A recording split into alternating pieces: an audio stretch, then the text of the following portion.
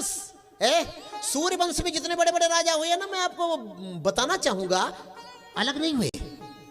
भगवान नारायण की नाभि से कमल निकला, कमल से निकले ब्रह्मा, ब्रह्मा के पुत्र मरीच हुए, मरीच के पुत्र हुए कश्यप, कश्यप के पुत्र हुए विवस्वान, विवस्वान माने होता है सूर्य। दिनकर कह लो, भास्कर कह लो, दिवाकर कह लो, दिनेश कह लो, विवस्वान कह लो, ये पर्यायवाची में विवस्वान भी है सूर्य के।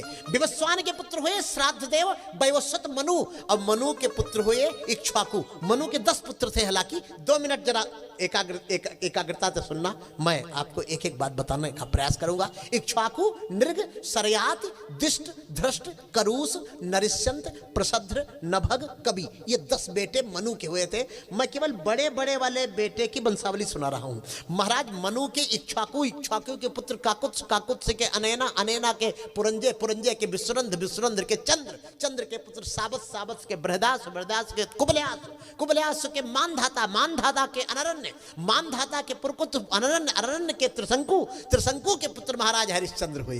हरिश्चंद्र के पुत्र महाराज रोहित, रोहित के पुत्र महाराज हरित, हरित के पुत्र महाराजा बाहुक हुए, जिनके पुत्र चक्रवर्ती सम्राट महाराजा श्री सगर हुए। सगर के पुत्र महाराज असमंजस, असमंजस के पुत्र अंशुमान, अंशुमान के पुत्र महाराज दिलीप हुए, और दिलीप के पुत्र गंगा को पृथ्वी पर लाने वाले महाराजाधिराज भगीरथ हुए। भगीरथ के श्रुत हुए, श्रुत के सौदास हुए, सौदास के सुदास, सुदास के अस्मक, अस्मक के मूलक, मूलक के दशरथ, दशरथ के एडविड, 2 दशरथ हुए। एडविड, एडविड के विश्वसा, विश्वसा के पुत्र खट्वांग हुए। खट्वांगात दीर्घ, श्रीमद् भागवत में भी लिखा है, खट्वांगात दीर्घबाहुश्च रघुस्तस्मात् प्रदुस्रवाः अजस्ततो महाराजस्तस्मात् दशरथो भवत्। खट्वांग के दीर्घबाहु, दीर्घबाहु के प्रदुस्रवा, उनके पुत्र महाराजा रघु, रघु के पुत्र महाराजा अज हुए, अज के पुत्र महाराजाधिराज दशरथ हुए, और दशरथ के पुत्र भगवान राम हुए। बोलो राजा रामचंद्र भगवान की जय हो।